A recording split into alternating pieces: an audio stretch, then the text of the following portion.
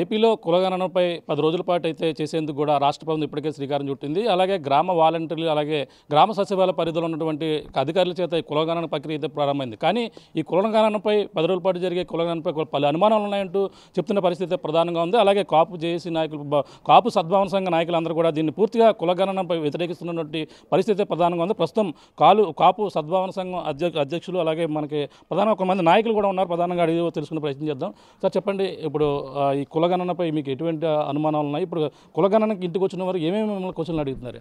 అంటే కులగణన అనేది 2 అంశాల మీద ఉంటుందండి. ఒకటి రాజకీయంగా ఒక అంశం అయితే, రెండవది కులంలో ఉన్నటువంటి ఆర్థిక వెనుకబాటు ఏదైతే ఉందో దాన్ని అధిగమించే విధంగా ఉన్నదాన్ని చేయడం కోసం జరుగుతూ ఉంటుంది. కానీ ఇప్పుడు జరుగుతున్న కులగణన అనేది ఒక సిటిజన్ మీద ఆడిట్ లాగా ఉందండి. అంటే ఒక కులంలో ఉన్నటువంటి వ్యక్తి, అంటే నాట్ ఓన్లీ కాపు, ఇతర కులాలలో ఉన్నటువంటి వ్యక్తులు కానీ వారి యొక్క కుటుంబం యొక్క ఆర్థిక పరిస్థితులు, వారి యొక్క జీవన విధానం మీద జరుగుతున్నటువంటి ఆడిట్ లాగా ఉందండి ఇది. ఎందుకంటే ఇది ఒక కాపు కులస్తులు మేము ముందుకు రావడానికి కూడా కారణం, అంటే మా కులంలో ఉన్నటువంటి ఇంపార్టెన్స్ని, మా కుల సంఘంలో ఉన్నటువంటి నాయకులను కానీ మా కులస్తులందరినీ కూడా జాగృతం చేసి ఏదైతే ఇప్పుడు జరుగుతున్న కులగణన ఉందో ఆ కులగణనలో వారు ఇచ్చినటువంటి ప్రశ్నలు కూడా మనం చూస్తూ ఉంటే, మీరు ఏ ఇంట్లో ఉంటున్నారు, మీరు ప్రభుత్వ ఉద్యోగమా, ప్రైవేట్ ఉద్యోగమా, మీ మతం ఏంటి, అంటే ఇటువంటి అంశాలన్నీ కూడా వీరు తీసుకుంటున్నారు. అంటే ఆ కులంలో ఉన్నటువంటి యొక్క సామాజిక వర్గం ఏదైతే ఉందో వారి యొక్క జీవన స్థితిగతుల మీద మరి చేస్తున్నటువంటి ఆడిట్ లాగా అనిపిస్తూ ఉంది. ఎందుకంటే ఇది సాహసోపేతమైన చర్య. ఈ కులగణన అనేది మరి ఈ సందర్భంగా చేయకూడదు, చేసే విధానం కూడా తప్పు.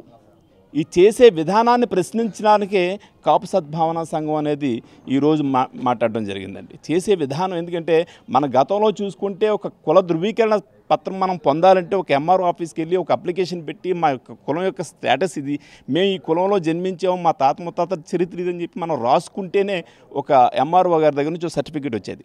కానీ ఈ అంశం లేకుండా ఈరోజు ఏంటంటే ఒక వాలంటీర్ని తీసుకొచ్చి వాలంటీర్ వ్యవస్థ ద్వారా ఆ వ్యక్తి యొక్క కుటుంబాన్ని, ఆ వ్యక్తి యొక్క కుటుంబ సమాచారాన్ని కూడా అందులో తీసుకోవడం అనేది, అది అతని ప్రమేయం లేకుండా, అంటే ఇందాక మిత్రులు ఒక వాలంటీర్ చేత ప్రశ్నించడం కూడా జరిగింది.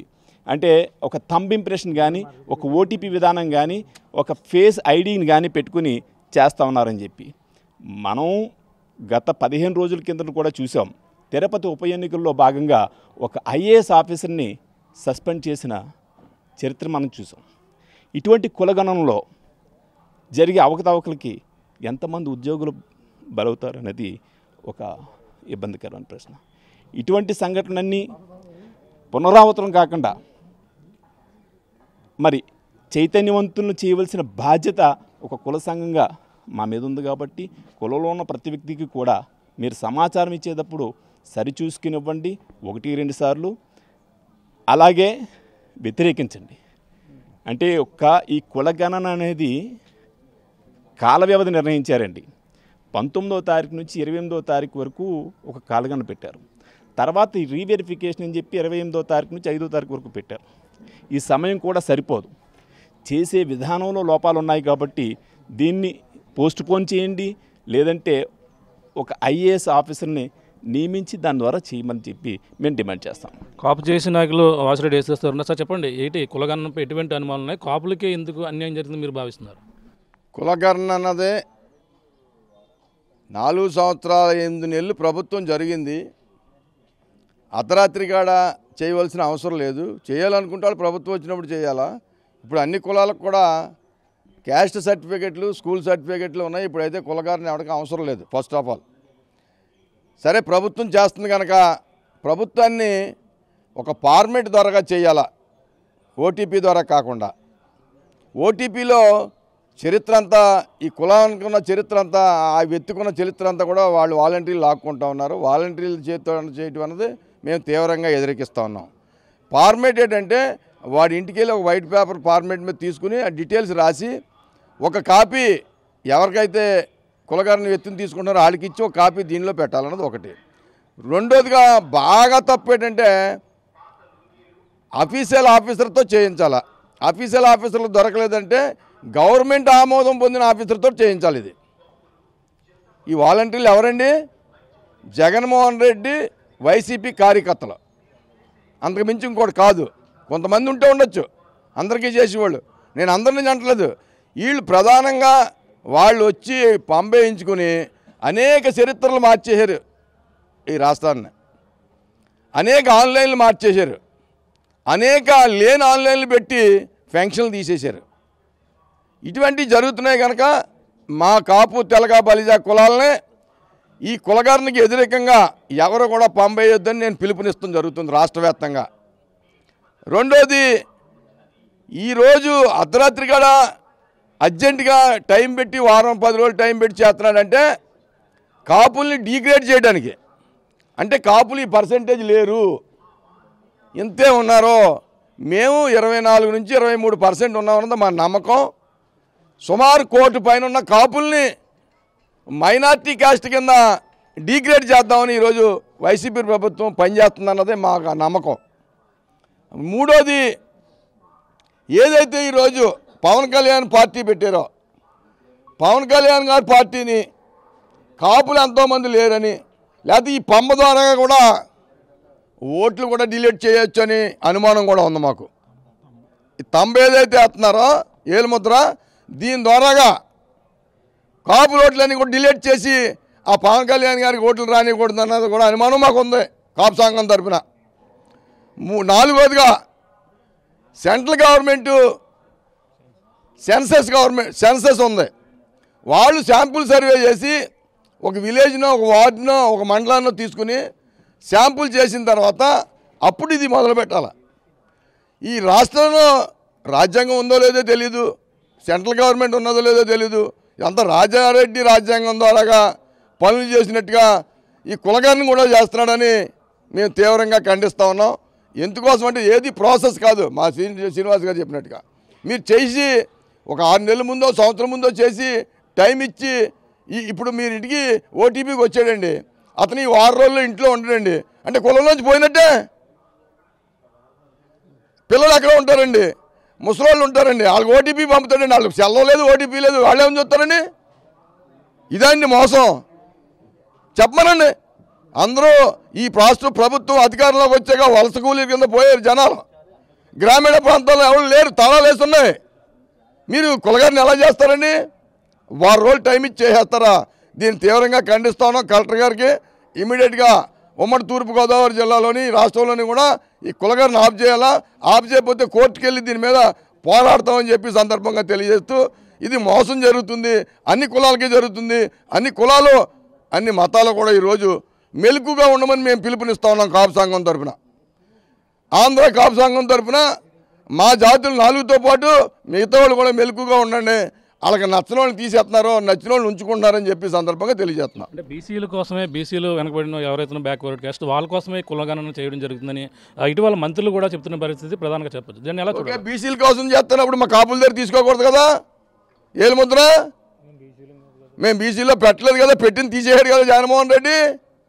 చంద్రబాబు నాయుడు బీసీ అప్లో పెడితే తీసేయాడు కదా.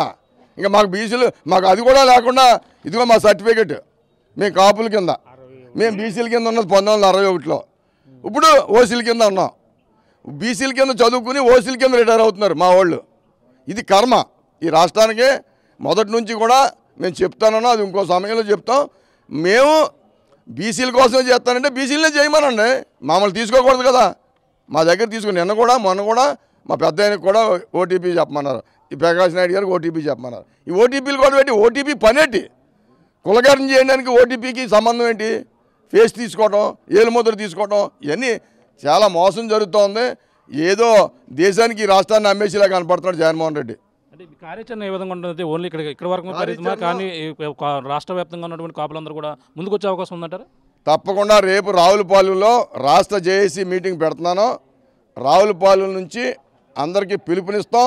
అనేక విషయాలు కూడా కాపు సంక్షేమం మీద కానీ, కాపుల రిజర్వేషన్ మీద కానీ, కాపులు జరిగి రాజకీయంగా కానీ అన్నీ కూడా రేపు మాట్లాడతాం. రావులపాలెం రేపు 10 గంటలకు రావులపాలెం కళ్యాణ మండపంలో మీటింగ్ పెట్టాం దీని మీద అని చెప్పి సందర్భంగా తెలియజేస్తాం. చెప్పండి, మీకు ఎటువంటి ఓటీపీ వచ్చింది, ఏ విధంగా మిమ్మల్ని అడగడం జరుగుతుందండి? వాలంటీరు ఫోన్ చేసి ఓటీపీ చెప్పండి ప్రకాష్ నాయుడు గారు అని చెప్పి అడిగాడు.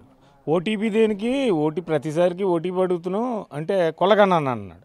కులగణన అంటే మరి మా ఊళ్ళో ముసలోళ్ళు ఉన్నారో, పూరిపాకల్లో ఉన్నారో, కూలీనాలి చేసుకున్నటువంటి అట్టడుగు బడుగు వాళ్ళే ఓటీపీ ఎలా చెప్తారు నీకు? నేను ఓటీపీ చెప్పడానికి మళ్ళీ ఫోన్ చేయి ఇలాగని రాసుకుని చెప్తున్నాను నేను, బీయింగ్ ఎడ్యుకేటెడ్, గ్రాడ్యుయేట్ ఎడ్యుకేటెడ్. మరి how you pick up that in time ఎలా చేయగలుగుతావు నువ్వు? ఇది కాదు కదా తప్పు. ఇది కేంద్రంలో ఒక సెన్సస్ డిపార్ట్మెంట్ ఒకటి ఏడుతుంది, వాళ్ళు వచ్చి ఇక్కడ ఏడాలి, వాళ్ళు సమర్థులైనటువంటి ఆఫీసర్లు ఇక్కడ ఇచ్చేయాలి, కలెక్టర్లు పెట్టుకుని చేయాలి. సెన్సస్ అనేది తప్పు. ఇది నీకు 2 కిడ్నీలు పనిచేస్తున్నాయా లేదా? పనిచేస్తున్నాయా? ఓకే అని రాసుకుని టికెట్ కొన్నట్టుగా ఉంది. ఇది ఒక కిడ్నీ మమ్మల్ని రమ్మంటున్నావు ఎక్కడికో మెడికల్లో అది ఇది ఎలాగని టెస్టులని, మా కిడ్నీ కానీ కొట్టేస్తాడేమో ఈ జగన్మోహన్ రెడ్డి, అంత భయంగా ఉంది. చాలా దారుణం జరుగుతుంది. ఎందుకంటే రాజారెడ్డి మటలు చేసి పైకి వచ్చాడు. ఓటీపీ ఇప్పుడు అడగడం జరుగుతుంది అంటే ఏ సమయంలో మిమ్మల్ని అడిగారు? అంటే దానికి ప్రాసెస్ అంతగా చదువుకున్న వాళ్ళకి అవగాహన ఉంటుంది కదా ఓటీపీ మీద. ఓటీపీ మీ కార్లో వెళ్తుండగా అడిగాడు ఫోన్ చేసి, సెన్సస్ మేము కులగణన చేస్తున్నామని. అంటే వాలంటీర్ అడిగారా? వాలంటీర్తో పాటు అధికారులు, సంబంధిత అధికారులు కూడా రావడం జరుగుతుంది. వాలంటీర్ అడిగాడండి. వాలంటీర్ అడిగితే నేను చెప్పను దీనికి అన్నాను. పక్కన మా అధ్యక్షులు వారు దాస్ గారు ఉన్నారు. దీనికి ఓటీపీ ఎందుకు రా బాబు అని ఆయన దీన్ని మదనపడి ఆలోచించాం. ఇది చాలా తప్పుడు విధానం, ఇదేదో జరుగుతుంది, దేనికో మళ్ళీ మనకి దారి తీస్తుంది, మన కులాన్ని అన్ని రకాలుగా అణగదొక్కేస్తున్నారు. మళ్ళీ సెన్సస్ అని పెట్టి మనం 1,18,00,000 మనుషులు ఉందాం ఆంధ్రప్రదేశ్లో. ఈ విభాజిత ఆంధ్రప్రదేశ్లో మన అమరావతి మన రాజధాని మనకు తెలియకుండా చేసిన ఈ జగన్మోహన్ రెడ్డి గారు ప్రస్తుత ముఖ్యమంత్రి గారి ఇలాకాలో మనం ఉన్నాం. మనల్ని ఎక్కడికి తీసుకెళ్తున్నాడో ఈయన అర్థం కావడం లేదు, ఏం అడుగుతున్నాడో తెలియడం లేదు, ఎప్పుడు ఏం చేస్తాడో, ఏం ప్రమాదం ముంచుకొస్తుందో అనే భయంతో బతుకుతున్నామండి. చివరికి మీరు ఓటీపీ ఇచ్చారా? మీరు చివరికి ఓటీపీ ఇచ్చారా మీరు వాళ్ళకి? సార్ ఇవ్వలేదు సార్. మా పల్లెటూరులను కూడా ఎవరో ఇవ్వద్దని చెప్పమని మా అధ్యక్షుల వారికి చెప్పాము. రేపు పిలిపినిస్తున్నారండి.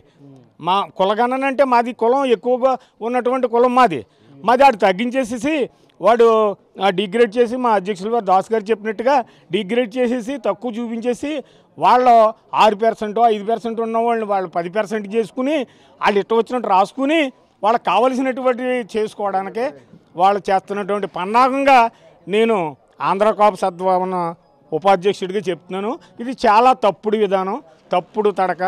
ఇది ఈ ముఖ్యమంత్రి 302 ఈడు గొడ్డలు వేటిగాడు. ఈయన మాత్రం నమ్మకండి. ఈయన మోసం. ఆడి ముఖం కరెక్ట్గా చూస్తున్నది మీరు ప్రజలందరూనే. వాళ్ళ ముఖంలోని చాలా దారుణం చీటింగ్ కనబడుతున్నారు. మొత్తం పూర్తిగా దీన్ని వ్యతిరేకిస్తున్నారు మీరు. వ్యతిరేకిస్తున్నాం.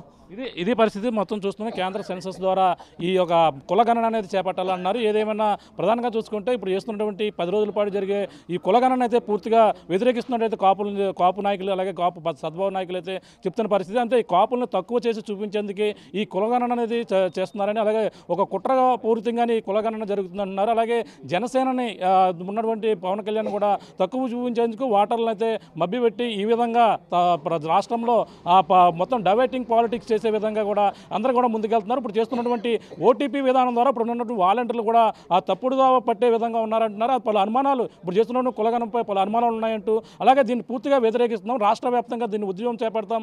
రాబోయే రాష్ట్ర వ్యాప్తంగా ఈ కాపు సద్భావ సంఘ నాయకులందరూ కూడా సమావేశమై దీనిపై కార్యాచరణ కూడా రూపొందిస్తున్న పరిస్థితి అయితే ప్రధానంగా ఉందని కాపు సద్భావ నాయకులు అయితే చెప్తున్న పరిస్థితి ప్రధానంగా కనబడుతుంది. ఇది కూడా తాజా పరిస్థితి. మరిన్ని వీడియోస్ కోసం ఛానల్ ని సబ్స్క్రైబ్ చేయండి. లేటెస్ట్ అప్డేట్స్ కోసం వాట్సాప్ ఛానల్ ని ఫాలో చేయండి. అండ్ లింక్ డిస్క్రిప్షన్ లో ఉంది.